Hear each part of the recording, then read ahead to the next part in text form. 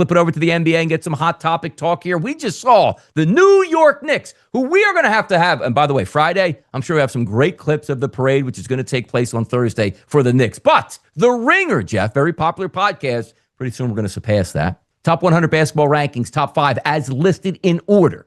Shai Gilgeous-Alexander 1, Wemby 2, Jokic 3, Doncic 4, Jalen Brunson in the top 5, Jeff. How do we feel about this top 5? I actually think it's very good. I think the top 10 is the 10 players that I would have. Okay. Maybe throw one or two others maybe in around the 10 range. That said, Nikola Jokic is the best player in the NBA to me. I would put him number 1. Yeah.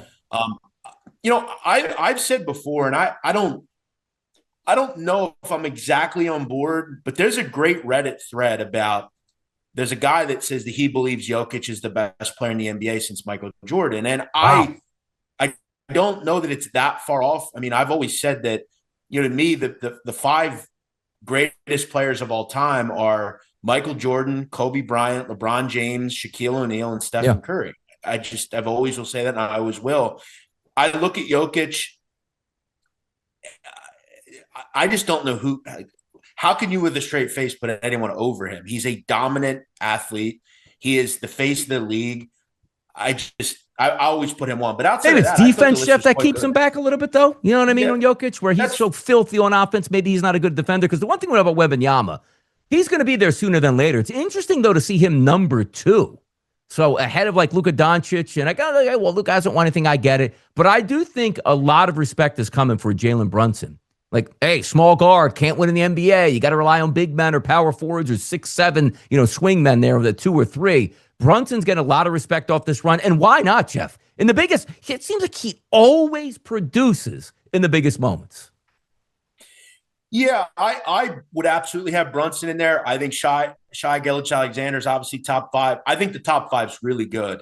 Yeah. The one knock that I would have, and look, I love Kawhi Leonard. Yep. I want to make this clear, Donnie. I followed Kawhi Leonard since he was at San Diego State. I thought he was a transcendent player. I think he still is. The knock on Kawhi, though, is the asterisk of I think he's what could have been. He just hasn't played enough. Yeah. I think we're still looking at Kawhi Leonard, and we're giving him the benefit of the doubt because of the era and that sort of thing and what he's kind of meant to basketball. I would probably throw like maybe a Tatum or maybe even Cat into the top 10. Obviously, Donovan Mitchell.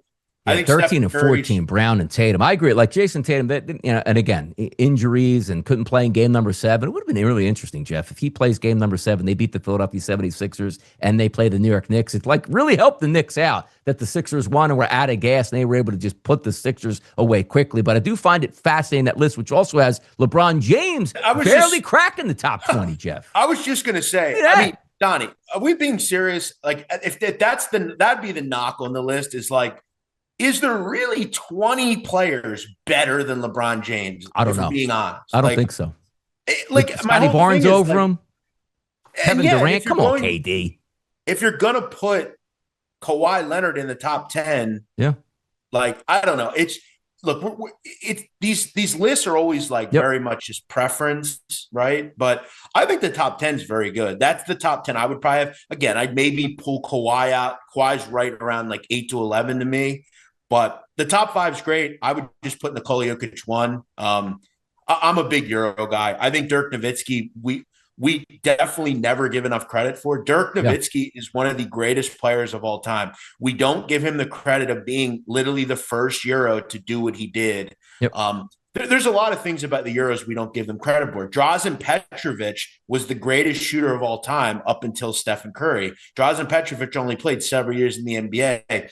The problem with this new age NBA is we've forgotten about those players. I would also put Anunoby a little higher. Anunoby's the best defender in the league. And again, clutch from 3-point range, which maybe you didn't expect here. That's it. The Knicks are built exactly the way you're supposed to be as a contender. That didn't have to tank to get to the top. Everything just worked. Leon Rose deserves a lot of credit for that. Again, me in the chat box here having some fun. Bronny James, Jeff, top 25? No, top 25 in the G League. Top 25 Euro, Bronny? Well, I'll go back to what I said when LeBron James Jr. was drafted. Yeah.